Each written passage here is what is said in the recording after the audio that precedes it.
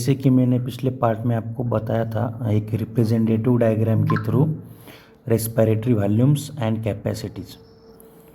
तो tidal volume क्या होता है? वॉल्यूम ऑफ एयर इंस्पायर्ड और एक्सपायर्ड ड्यूरिंग नॉर्मल रेस्पिरेशन। इसका वैल्यू हमने देखा था अप्रॉक्स 500 ml रहता है, जिसमें का 150 ml anatomically dead space volume कहा जाता है, क्योंकि वो कंडक्टिंग पार्ट में ही रह जाता है। और 350 ml 350 ml जो कि एक्चुअल में यूज़ होता है एक्सचेंज में। तो हेल्दी मैन कितना इंस्पायर और एक्सपायर करता है? Approximately 6000 to 8000 ml of air पर मिनट। तो नेक्स्ट हमारा वॉल्यूम है इंस्पायरेटरी रिजर्व वॉल्यूम। तो ये हमने देखा था कि हम जब डीप ब्रीथ करते हैं या फोर्सिबल इंस्पायरेशन करते हैं, तब कितना amount of volume of air हम लंग्स में इंस्पायर करते हैं through forcible inspiration. A person can inspire by forcible inspiration.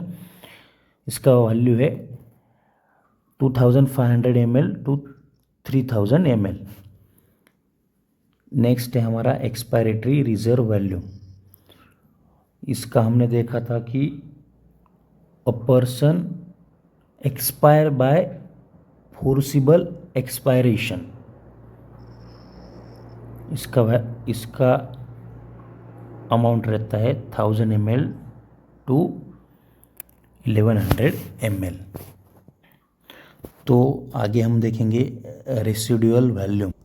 तो रेसिडुअल वॉल्यूम में हमने देखा था कि volume of air remaining in the lungs even after forcible expiration.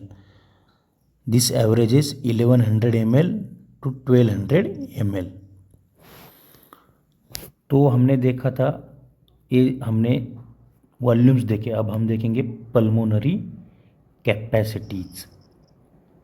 तो पहले हमारी inspiratory capacity. Total volume of air a person can inspire after a normal expiration. मतलब कितना अमाउंट ऑफ एयर हम इंस्पायर कर सकते हैं, इसका हमने देखा था tidal volume plus inspiratory reserve volume. आगे है expiratory capacity. Total volume of air a person can expire after a normal inspiration. ये मैं सिर्फ शॉर्ट में क्यों बता रहा हूँ, क्योंकि इस पे मैंने एक अलग से वीडियो बनाया है, वो आप जाकर देख सकते हो। फिर आगे हमारा फंक्शनल रेसिडुअल कैपेसिटी। यह है volume of air that will remain in the lungs after a normal expiration. जो मैंने आपको डायग्राम के थ्रू बताया था कि नॉर्मल एक्सपायरेशन के बाद क्या आता है हमारा expiratory reserve volume plus residual volume, जो हमेशा लंग्स में रहता है। इधर देखो ERV प्लस RV। अब आएगा हमारा वाइटल कैपेसिटी। वाइटल कैपेसिटी मतलब क्या है? Maximum volume of air a person can breathe in after a force expiration. मतलब पर्सन कितना amount of air breathe in कर सकता है। तो उसमें क्या आएगा हमारा? पहले तो टाइडल वॉल्यूम आएगा, फिर आएगा इंस्पायरेटरी रिजर्व वॉल्यूम आएगा, और क्या आएगा? एक्सपायरेटरी रिजर्व वॉल्यूम, ये भी आएगा। तो हमने देखा था वाइटल कैपेसिटी जो expiratory reserve volume plus tidal volume plus IRV होता है। तो अब है total lung capacity. Total lung capacity क्या है? Total volume of air accommodated in the lungs at the end of forced inspiration. मतलब कितना अमाउंट ऑफ एयर लंग्स में एकोमोडेट होगा आफ्टर फोर्स्ड इंस्पायरेशन। तो पहले तो टाइडल वॉल्यूम तो आएगा, क्योंकि ये तो नॉर्मल इंस्पायरेशन में होता है। अब हमने जब फोर्स इंस्पायरेशन के बाद में देखने का है हमको, तो उसमें IRV तो आएगा। फोर्स इंस्पायरेशन के बाद में आता है ERV भी आता है, और जो रेसिडुअल वॉल्यूम हमारा बचता है वो भी आता है। मतलब टोटल लंग कैपेसिटी में सब वॉल्यूम हमें ऐड करने हैं। तो हमें पहले ही पता है ERV plus TV plus IRV है वाइटल कैपेसिटी है, और इसमें जब हम रेसिडुअल वॉल्यूम ऐड करते हैं तो ये टोटल लंग कैपेसिटी हो जाता है। अब हम देखेंगे एक्सचेंज ऑफ गैसेस।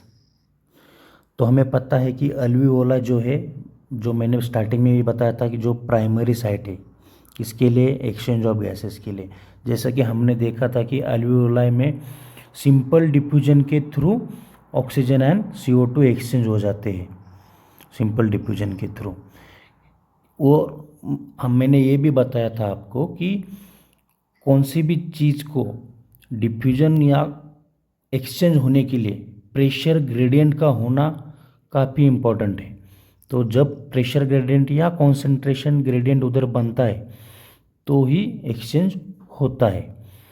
तो इन गैसेस की सोल्यूबिलिटी में कुछ फैक्टर्स अफेक्ट करते हैं, जैसे कि थिकनेस ऑफ मेम्ब्रेन और सोल्यूबिलिटी ऑफ गैसेस। इस डिफ्यूजन में कुछ फैक्टर्स अफेक्ट करते हैं, जैसे कि सोल्यूबिलिटी ऑफ गैसेस और थिकनेस ऑफ मेम्ब्रेन।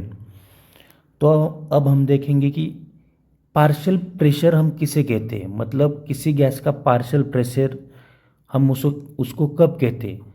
मान लो कि दो गैस का एक मिक्सचर है, मतलब मिक्सचर ऑफ गैसेस, उसमें कोई इंडिविजुअल गैस का प्रेशर कितना कंट्रीब्यूट करता है उसे हम कहते हैं उस गैस का पार्शियल प्रेशर। तो pressure contributed bye an individual gas in a mixture of gases is called partial pressure. और वो कैसे रिप्रेजेंट होता है, मान लो ऑक्सीजन का पार्शियल प्रेशर हम कैसे लिखेंगे, partial pressure of oxygen, similarly partial pressure of CO2। देखो अब डिफ्यूजन होने के लिए इनके पार्शियल प्रेशर में डिफरेंस होगा, जैसे कि एटमॉस्फेयर में और अल्वियोलाई में डिफरेंस आ जाएगा। देखो एटमॉस्फेरिक एयर में ऑक्सीजन का पार्शियल प्रेशर है 159, तो अल्वियोलाई में है 104। तो इधर अल्वियोलाई में कम है और एटमॉस्फेयर में ज़्यादा है, तो ऑक्सीजन एटमॉस्फेयर से अल्वियोलाई में आएगा। और एटमॉस्फेयर में कार्बन डाइऑक्साइड का कितना है 0.3, अल्वियोलाई में कितना है 40 है, मतलब अल्वियोलाई में ज़्यादा है CO2, तो वो एटमॉस्फेयर में जाएगा। तो डीऑक्सीजनेटेड ब्लड में आपको पता है ऑब्वियसली ऑक्सीजन कम ही रहेगा, CO2 ज़्यादा रहेगा। ऑक्सीजनेटेड में O2 ज़्यादा रहेगा, CO2 कम रहेगा, उसका वैल्यू है 95 और CO2 का है 40। टिश्यूज़ में ऑक्सीजन 40, CO2 45। क्यों 45 है, क्योंकि टिश्यूज़ में क्या होता है, जब हम ब्रीथ करते हैं तब जो ऑक्सीजन हमारा जाता है अल्वियोलाई के थ्रू टिश्यूज़ में, तो टिश्यूज़ में क्या होगा, वहाँ पर मॉलिक्यूल्स ब्रेक डाउन हो गए और उसमें CO2 प्रोड्यूस हो जाएगा। तो CO2 का वैल्यू इधर उसके लिए ज़्यादा है और वो CO2 फिर हम एक्सपायर कर देंगे। समझ में आया, सिंपल है, काफ़ी सिंपल है। तो अभी आपको एक डायग्राम दिया है, ये डायग्राम मैं आपको समझा देता हूँ। तो देखो ये टिश्यूज़ है, टिश्यूज़ में क्या होगा, CO2 प्रोड्यूस होगा, तो CO2 जाएगा सिस्टेमिक वेन्स में, सिस्टेमिक वेन से CO2 जाएगा हमारे right side of the heart में, राइट साइड ऑफ हार्ट से जाएगा ये पल्मोनरी आर्टरी थ्रू से कहाँ तक जाएगा, ये है अल्वियोलाई, अल्वियोलाई तक जाएगा। और अल्वियोलाई में इसका कॉन्सेंट्रेशन ज़्यादा होगा और अल्वियोलाई से फिर ये जाएगा, हम एक्सपायर कर देंगे इसको। सिमिलरली जब हम इंस्पायर करते हैं तो ये ऑक्सीजन आएगा, ऑक्सीजन पल्मोनरी वेन से जाएगा कहाँ पर, left side of the heart में, और ये सिस्टेमिक आर्टरी के थ्रू जाएगा हमारे टिश्यूज़ में, टिश्यूज़ में जाएगा, टिश्यूज़ में ब्रेक डाउन करेगा मॉलिक्यूल्स को और CO2 प्रोड्यूस करेगा, CO2 प्रोड्यूस करेगा और वो फिर वही साइकिल रिपीट हो जाएगा। ये डायग्राम मैंने आपको उल्टा समझा है ताकि आप समझ सको। जब हम ऐसे भी देखेंगे, इंस्पायर करेंगे तो ऑक्सीजन यहाँ से आएगा, तो देखो यहाँ पर हम देखेंगे कि यहाँ पे ग्रेडियंट बना हुआ है। देखो CO2 इस साइड में ज़्यादा है, इधर कम है। ऑक्सीजन का पार्शियल प्रेशर इधर कम है, इधर ज़्यादा है। मतलब इनका जो ग्रेडियंट है ये ऑपोजिट डायरेक्शन में है। मतलब CO2 का मतलब tissues to blood and blood to tissues. और हमें ये भी बात याद रखनी है कि CO2 की जो सोल्यूबिलिटी रहती है ये 20 to 25 टाइम्स हायर रहती है किससे, ऑक्सीजन से। तो अब हम अगला जो डायग्राम है वो हम देखेंगे। तो देखो ये डायग्राम में आपको क्या क्या दिख रहा है। ये है अल्वियोलाई, ये क्या है, ये है एंडोथेलियम ऑफ ब्लड कैपिलरी। मतलब इधर हमारा इस साइड में होगा टिश्यू, ठीक है। ये है हमारा अल्वियोलाई। तो अल्वियोलाई का जो एपिथेलियम है वो कौन सा है, स्क्वैमस एपिथेलियम है। अल्वियोलर का स्क्वैमस एपिथेलियम है जो कि वन सेल से बना हुआ है, एक ही सेल लाइंस में। देखो आपको दिख भी रहा होगा, एक ही सेल्स लाइन में स्क्वैमस एपिथेलियम है। और स्क्वैमस एपिथेलियम अल्वियोलाई का और जो हमारे एंडोथेलियम है ब्लड कैपिलरी का, इसके बीच में एक सब्सटेंस होता है। क्या है वो, बेसमेंट सब्सटेंस। और ये बेसमेंट सब्सटेंस की जो थिकनेस होती है वो लेस देन मिलीमीटर होती है। इस वजह से क्या होता है कि हमारा O2 and CO2 easily exchange होता है। O2 कहाँ से आएगा, O2 आएगा अल्वियोलाई से, कहाँ जाएगा, टिश्यूज़ में जाएगा। CO2 का होता है टिश्यूज़ में, कहाँ जाएगा, अल्वियोलाई में। तो आपको याद रखना है कि डिफ्यूजन मेम्ब्रेन, तो डिफ्यूजन मेम्ब्रेन किन किन चीज़ों से बनता है। पहला तो ये होगा squamous epithelium of alveolar wall, दूसरा होगा एंडोथेलियम ऑफ ब्लड कैपिलरी, और तीसरा हो गया बेसमेंट सब्सटेंस। सिंपल है। डायग्राम भी मैंने दोनों भी डायग्राम आपको एक्सप्लेन कर दिया है, आप अच्छे से नोट डाउन करना। और जो भी एनसीईआरटी की लाइन है वही मैंने डायग्राम के थ्रू आपको समझाई है, ताकि आप जब लाइंस भी पढ़ोगे तो आपको डायग्राम में भी याद आ जाएगा कि ये ऐसा है बोल के। तो अब हम देखेंगे ऑक्सीजन का ट्रांसपोर्ट कैसे होता है। उससे पहले हम एक थोड़ा छोटा पॉइंट है वो कवर कर लेंगे। हमारे ब्लड में कैसा गैस का ट्रांसपोर्ट होता है वो हम देखेंगे। आपको तो पता ही है ब्लड एक मीडियम है ऑक्सीजन एंड कार्बन डाइऑक्साइड के ट्रांसपोर्ट में। जो 97% ऑफ ऑक्सीजन है वो ट्रांसपोर्ट होता है RBC के थ्रू इन द ब्लड, और जो रिमेनिंग 3% ऑक्सीजन है वो प्लाज्मा के थ्रू जाएगा। ऑलरेडी 97% RBC लेके जा रहा है तो 3% प्लाज्मा के थ्रू जाएगा। अब ऑक्सीजन का तो हो गया। अब CO2 कैसे जाता है, 20 to 25% of CO2 RBC transport करता है, और जो 70% है वो बाइकार्बोनेट से कैरिड होता है। अब ये 70 और लगभग 20-25 के बीच में तो बचता है 5-7%। तो 7% ऑक्सीजन लेके जाता है प्लाज्मा। ये याद रखो।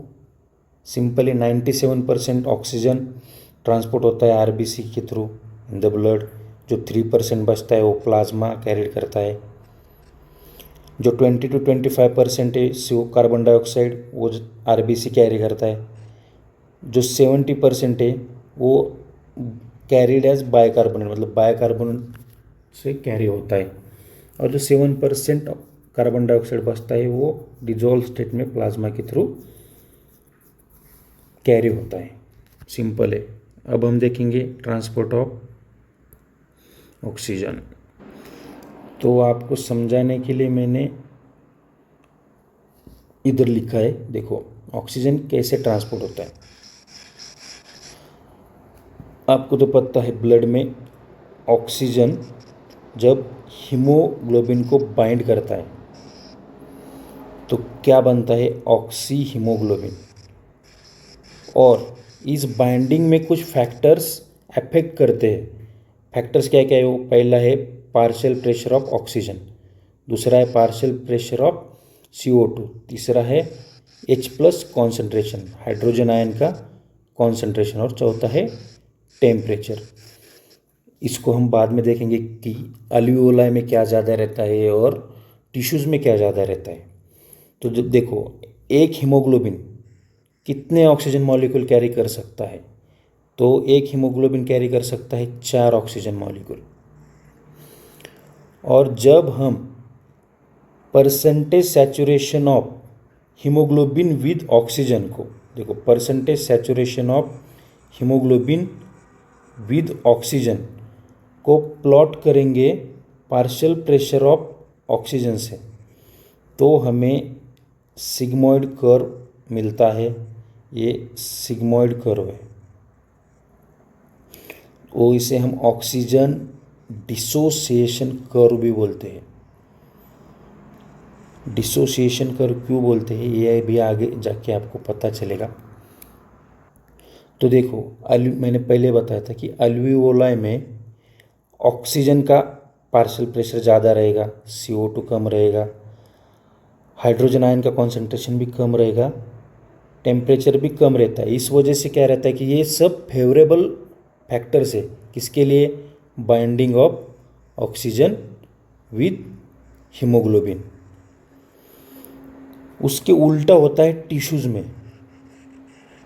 तो टिश्यूज़ में क्या रहता है कि पार्शियल प्रेशर ऑफ ऑक्सीजन कम रहता है, CO2 ज़्यादा रहता है, हाइड्रोजन आयन का कॉन्सेंट्रेशन ज़्यादा रहता है, टेम्परेचर भी ज़्यादा रहता है। तो क्या होता है, जो बाइंडिंग हुआ है वो डिसोसिएट होता है, मतलब डिसोसिएशन होता है ऑक्सीजन का हीमोग्लोबिन से। तो ही जब डिसोसिएट होता है तो ही हमारे टिश्यूज़ को पहुंचता है, तो और आगे जाके रिएक्शंस होती है और हमारे सेल्स ऑक्सीजन को यूटिलाइज करती है। समझ में आया? तो अब देखो every 100 ml of oxygenated blood कितना डिलीवर करता है, 5 ml ऑफ ऑक्सीजन डिलीवर करता है टिश्यूज़ को, याद रखो। तो अब हमने ऑक्सीजन का ट्रांसपोर्ट देखा, हम कार्बन डाइऑक्साइड का ट्रांसपोर्ट देखेंगे। तो जैसे हमने पहले देखा था कि 20 to 25% ये हमारा RBC कैरी करता है। तो कैसे कैरी करता है, कार्बन डाइऑक्साइड बाइंड होगा हीमोग्लोबिन से, तो उसको हम बोलेंगे कार्बिनो हीमोग्लोबिन। तो हमने ट्रांसपोर्ट ऑफ ऑक्सीजन में भी देखा था कि ऑक्सीजन का हीमोग्लोबिन के साथ बाइंड होना एक किस पे डिपेंड करता है, पार्शियल प्रेशर ऑफ ऑक्सीजन से। सिमिलरली CO2 का हीमोग्लोबिन के साथ बाइंड होना ये भी डिपेंड करेगा पार्शियल प्रेशर ऑफ CO2।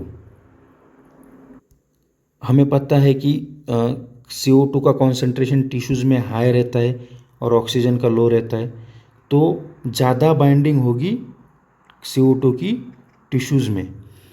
उसके उलट में अल्वियोलाई में रहता है। अल्वियोलाई में कार्बन डाइऑक्साइड का concentration, partial pressure of CO2 कम रहेगा, O2 ज़्यादा रहेगा, तो उधर जाके डिसोसिएशन होगा। अल्वियोलाई में CO2 आएगा और वो फिर हम एक्सपायर कर देंगे। तो आपको जब मैंने बताया था कि ट्रांसपोर्ट ऑफ ऑक्सीजन में, तो आपको डाउट आया होगा कि H+ आयन का कॉन्सेंट्रेशन टिश्यूज़ में क्यों ज़्यादा रहता है। तो क्या होता है कि RBCs में कार्बोनिक एनहाइड्रेज जो एंजाइम होता है वो ज़्यादा रहता है।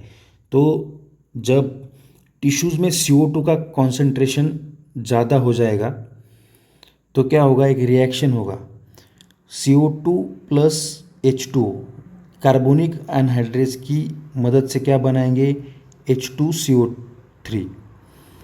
और मैंने अभी डिस्कस किया कि कार्बोनिक एनहाइड्रेज की मात्रा ज़्यादा रहती है, तो ये फिर H2CO3 को क्या करेगा, HCO3 plus H plus ion, मतलब टिश्यूज़ में क्या हो गया, H प्लस आयन ज़्यादा हो गए।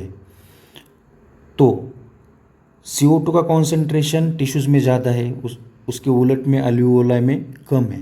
तो वहाँ पे क्या होगा, यही सेम रिएक्शन ऑपोजिट डायरेक्शन में हो जाएगी और वहाँ पे CO2 और H2O बन जाएगा, ना कि H प्लस। इसीलिए अल्वियोलाई में H प्लस कम होगा और टिश्यूज़ में H प्लस ज़्यादा होगा।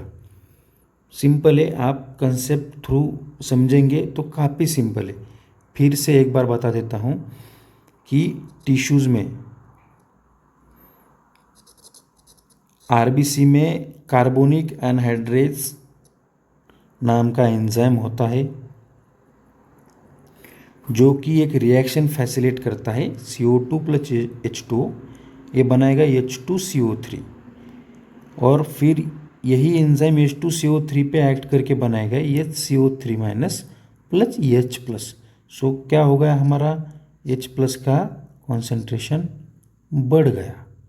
कहाँ बढ़ गया, टिश्यूज़ में बढ़ गया। यही जब अल्वियोलाई की बात आती है तो अल्वियोलाई में CO2 कम है, इसलिए हमें पता है कि वहाँ पर CO2 का डिसोसिएशन होगा। तो यही रिएक्शन उल्टा हो जाती है और वहाँ पे बनता है CO2 प्लस H2O। काफ़ी सिंपल है। तो अब हम देखेंगे कि हमने देखा था कि every 100 ml of oxygenated blood carry करता है 5 ml ऑफ ऑक्सीजन। तो यहाँ पे every 100 ml of deoxygenated blood delivers approximately 4 ml of CO2 to the alveoli. Next point है हमारा रेगुलेशन ऑफ रेस्पिरेशन। तो देखिए, हम ह्यूमंस बीइंग में एबिलिटी होती है कि हम हमारा रेस्पिरेटरी रिदम मेंटेन कर सके। ऐसा क्यों है कि हमारे ब्रेन में मेडुला में एक रेस्पिरेटरी रिदम सेंटर रहता है जो कि रेगुलेट करता है हमारे रिदम को। ब्रेन में और एक सेंटर रहता है पॉन्स में, जिसका नाम है न्यूमोटैक्सिक सेंटर। ये क्या करता है, ये मॉडरेट करता है किसके फंक्शन को, रेस्पिरेटरी रिदम सेंटर के फंक्शन को ये मॉडरेट करता है। और रेस्पिरेटरी रिदम सेंटर के बाजू में ही एक कीमोसेंसिटिव एरिया होता है, कीमोसेंसिटिव एरिया जो कि रिदम सेंटर के बाजू में ही रहता है। वो रिकॉग्नाइज करता है कि अगर H प्लस आयन और CO2 का कॉन्सेंट्रेशन बढ़ गया या उनमें कोई चेंजेस दिख गए तो वो एक्टिवेट करता है रिदम सेंटर को कि आप अपना रेस्पिरेटरी रिदम मेंटेन करो। और कुछ रिसेप्टर जो aortic arch and carotid artery पे रहते हैं वो भी CO2 and H plus concentration को रिकॉग्नाइज करते हैं और सिग्नल सेंड करते हैं कि रेस्पिरेटरी रिदम मेंटेन हो जाए। तो अभी हम कुछ डिसऑर्डर देखेंगे रेस्पिरेटरी सिस्टम के। पहला है अस्थमा। अस्थमा क्या होता है, ब्रीदिंग में डिफ़िकल्टी होता है। क्यों होता है ब्रीदिंग में डिफ़िकल्टी, क्योंकि इन्फ्लामेशन होता है। किसका इन्फ्लामेशन होता है, ब्रोंका एंड ब्रोंक्यूल्स का। और इस जब अस्थमेटिक पेशेंट जब ब्रीथ करते हैं ना तो उनमें साउंड आता है, वीजिंग साउंड बोलते हैं उसको। वीजिंग साउंड मतलब जब हम हॉलो पाइप के थ्रू फूंक मार के देखेंगे ना तो जैसा साउंड आएगा उसमें से, उसको वीजिंग साउंड हम बोल सकते हैं। नेक्स्ट डिसऑर्डर है एम्फाइसेमा। एम्फाइसेमा क्या है, एक क्रोनिक डिसऑर्डर है जिसमें क्या होता है, अल्वियोलर वॉल्स जो है हमारी वो डैमेज हो जाती है। इसकी वजह से क्या होता है, रेस्पिरेटरी सरफेस कम हो जाता है। और एम्फाइसेमा में मोस्टली जो सिगरेट स्मोकर है, जो क्रोनिक सिगरेट स्मोकिंग करते हैं, उनमें ज़्यादातर होता है। नेक्स्ट है हमारा ऑक्यूपेशनल रेस्पिरेटरी डिसऑर्डर्स। जो लोग खास करके इंडस्ट्री में काम करते हैं उनमें ये ऑक्यूपेशनल रेस्पिरेटरी डिसऑर्डर हो जाते हैं। जैसे कोई ग्राइंडिंग का वर्क है या कोई स्टोन ब्रेकिंग का वर्क है जिसमें डस्ट ज़्यादा प्रोड्यूस हो जाता है, उसमें क्या होता है कि हमारा बॉडी का जो डिफेंस मैकेनिज्म है वो उतना कोप अप नहीं कर पाता। इस वजह से क्या हो जाता है, लॉन्ग एक्सपोजर में इन्फ्लामेशन हो जाता है, तो फाइब्रोसिस हो जाता है। फाइब्रोसिस मतलब फाइब्रस टिश्यूज़ का प्रोलिफरेशन हो जाता है और उसकी वजह से क्या होता है, लंग डैमेज हो जाता है। समझ में आया? इसी तरह से हमने ये चैप्टर हमारा ख़त्म कर दिया है। अब हम समरी पढ़ेंगे, कोई भी हम वर्ड छोड़ेंगे नहीं एनसीईआरटी का। तो देखो, cell utilise oxygen for metabolism and produce energy along with substance like carbon dioxide, which is harmful. Animals have evolved different mechanisms for the transport of oxygen to the cells and for the removal of carbon dioxide from there. देखो, हर एक line का आपको हर एक paragraph याद आना चाहिए। देखो, पहली लाइन है cell utilise oxygen for metabolism and produce energy along with substance like carbon dioxide which is harmful. हमने स्टार्टिंग में देखा था कि ऑक्सीजन जब एटमॉस्फेरिक एयर से हमारे अंदर आता है तो उसको यूटिलाइज करके, जैसे कि सिंपल मॉलिक्यूल्स हैं glucose, amino acid, fatty acid, इनका ब्रेकडाउन करके कैटाबोलिक रिएक्शन के थ्रू CO2 को हम एक्सपायर करते हैं। जो सेकेंड लाइन है, animals have evolve different mechanism for the transport of oxygen. हमने देखा था कि इनवर्टिब्रेट्स, स्पॉन्जेस, सिलेंट्रेट्स, इनमें वो सिंपल डिफ्यूजन उनके थ्रू एंटायर बॉडी सरफेस ये डिफ्यूजन करते, ब्रीदिंग का उनमें मैकेनिज्म है। हमने एक्वाटिक आर्थ्रोपोड्स में देखा था गिल्स है। हमने एम्फीबियंस लाइक फ्रॉग्स में देखा था कि वो क्यूटेनियस रिस्पिरेशन कर सकते हैं। तो हर एक लाइन में आपको समरी पढ़ते हुए वो रिकॉल हो जाना चाहिए कि हाँ, ये लाइन का हमने क्या पढ़ा था। तो देखो, the first step in the respiration is breathing by which atmospheric air is taken and the alveolar is release out. तो हमने देखा था इंस्पायरेशन किसे कहते हैं, एक्सपायरेशन किसे कहते हैं। इंस्पायरेशन में क्या होता है कि डायफ्राम कॉन्ट्रैक्ट हो जाता है, उसके साथ साथ में एक्सटर्नल इंटरकोस्टल मसल भी रिब्स को अपलिफ्ट करती है, स्टर्नम भी मूव होता है। तो क्या होता है, थोरेसिक वॉल्यूम हमारा बढ़ जाता है। थोरेसिक वॉल्यूम बढ़ता है तो हमारा पल्मोनरी वॉल्यूम बढ़ जाता है और हमारा पल्मोनरी प्रेशर कम हो जाता है। पल्मोनरी प्रेशर कम हो जाएगा तो इंट्रा पल्मोनरी प्रेशर कम हो जाएगा तो एयर जो है बाहर से अंदर हम इंस्पायर करेंगे। तो ऐसे हर एक लाइन से आपको याद आना चाहिए। तो नेक्स्ट लाइन है हमारी, exchange of O2 and CO2 between deoxygenated blood and alveoli. जो हमने देखा था 3 मेम्ब्रेन लेयर होता है डिफ्यूजन के लिए। पहला है squamous epithelium of alveolar wall, उसके बाद में हमने कैपिलरी का एंडोथेलियम था हमारा सेकेंड लेयर। थर्ड है हमारा बेसमेंट मेम्ब्रेन, इसके थ्रू ऑक्सीजन एंड CO2 हमारा डिफ्यूज़ हो जाता है। हमने देखा था कि बेसमेंट मेम्ब्रेन का थिकनेस ये लेस देन मिलीमीटर है, इस वजह से वो ईजीली डिफ्यूज़ हो जाता है। अगला है, inspiration and expiration are carried out by creating pressure gradients between the atmosphere and the alveoli with the help of specialised muscles, intercostals and diaphragm, जो मैंने अभी बताया। Volumes of air involve in this activities can be estimated with the help of spirometer. ये line क्या indicate करता है, हमारा respiratory volume and capacities. जो मैंने बताया था कि हम स्पायरोमीटर से एसेस करते हैं। स्पायरोमीटर में कौन सा एसेस नहीं होगा ये आपको मैंने बताया था कि जो एक्सचेंज में ही इन्वॉल्व नहीं है। एक्सचेंज में कौन सा इन्वॉल्व नहीं है, रेसिडुअल वॉल्यूम, वो ना ही कभी बाहर जाता है ना कुछ। तो स्पायरोमीटर किससे एसेस नहीं करेगा, रेसिडुअल वॉल्यूम। रेसिडुअल वॉल्यूम किस में और आता है, फंक्शनल रेसिडुअल कैपेसिटी में आता है। फंक्शनल रेसिडुअल कैपेसिटी में कैसी बनती है, expiratory reserve volume plus residual volume. तो रेसिडुअल वॉल्यूम ये भी स्पायरोमीटर एसेस नहीं कर पाएगा, फंक्शनल रेसिडुअल कैपेसिटी भी नहीं एसेस करेगा और टोटल लंग कैपेसिटी भी स्पायरोमीटर नहीं एसेस कर पाता है। तो नेक्स्ट है हमारा exchange of O2 and CO2 at the alveoli and tissue occur by diffusion। फिर बाद में हमने देखा था कि rate of diffusion is dependent on the partial pressure gradient of oxygen and CO2। हमने देखा था कि डिफ्यूजन में solubility as well as thickness of diffusion surface matter करता है।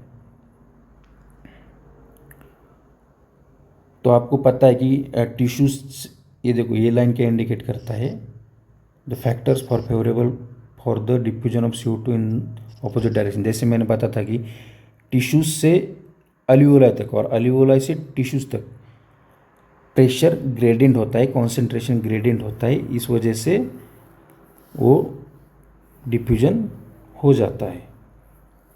फिर बाद में हमने देखा था ट्रांसपोर्ट ऑफ ऑक्सीजन। देखो oxygen is transported mainly as oxyhaemoglobin. हमने देखा था कि ईच, हमने पहले तो देखा था ऑक्सीजन हीमोग्लोबिन को बाइंड होकर ऑक्सीहीमोग्लोबिन बनाएगा। बाइंडिंग में कौन से फैक्टर्स रहते हैं, partial pressure of oxygen, partial pressure of CO2, hydrogen ion concentration और टेम्परेचर। ये 4 फैक्टर इंपॉर्टेंट है, और भी फैक्टर रहते हैं लेकिन ये 4 मेनली इंपॉर्टेंट है। तो एक हीमोग्लोबिन कितना ऑक्सीजन मॉलिक्यूल कैरी करेगा, 4 ऑक्सीजन मॉलिक्यूल कैरी करेगा। नेक्स्ट लाइन है in the alveoli where partial pressure of oxygen is higher. तो हमने देखा था कि अल्वियोलाई में ऑक्सीजन हाई रहता है तो उधर एसोसिएशन होगा, मतलब बाइंडिंग होगा हीमोग्लोबिन के साथ। और टिश्यूज़ में क्या रहता है, टिश्यूज़ में ऑक्सीजन का पार्शियल प्रेशर कम रहता है तो उधर क्या होगा, डिसोसिएशन होगा। फिर हमने ट्रांसपोर्ट ऑफ कार्बन डाइऑक्साइड देखा था, उसमें क्या देखा था हमें, वो CO2 हीमोग्लोबिन के साथ बाइंड होता है। टिश्यूज़ में क्या रहता है, हमने देखा था कि कार्बोनिक एनहाइड्रेज रहता है। तो कार्बोनिक एनहाइड्रेज क्या करेगा, कार्बोनिक एनहाइड्रेज क्या करेगा, CO2 और H2O को कम, CO2 और H2O का रिएक्शन होके बाइकार्बोनेट बनेगा। बाइकार्बोनेट का क्या होगा, फिर उस पर कार्बोनिक एनहाइड्रेज रिएक्ट करके HCO3 minus plus H plus बनेगा। तो टिश्यूज़ में H प्लस का आयन, H प्लस का कॉन्सेंट्रेशन ज़्यादा रहता है, ये उसका रीज़न है। और उसके बाद में हमने देखा था कि respiratory rhythm is maintain by the respiratory centre in the medulla, और पॉन्स में न्यूमोटैक्सिक सेंटर रहता है, ये याद रखना। देखो pneumotaxic centre in the pons region of the brain. और हमने देखा था कि रेस्पिरेटरी रिदम के सेंटर के एडजेसेंट ही कीमोसेंसिटिव एरिया रहता है। देखो पूरी समरी में पूरा चैप्टर कवर हो गया। तो आपको ये ऐसे जब आप रिवाइज करोगे तो आपके आँख के सामने आना चाहिए कि हाँ इसके बाद ये हमने पढ़ा था। हमने 2 डायग्राम देखी थी, हमने स्टार्टिंग में जो साइंटिस्ट की इन्फॉर्मेशन देखी थी उसमें भी मैंने आपको हाईलाइट करके बताया था। हर एक स्टार्ट से लेके एंड तक, समरी तक भी हमने नहीं छोड़ा है। अगर आपको पसंद आया हो तो प्लीज़ मेरे चैनल को लाइक, शेयर और सब्सक्राइब कीजिए, और इसके बाद में हम नेक्स्ट चैप्टर पे जाएंगे। Thank you.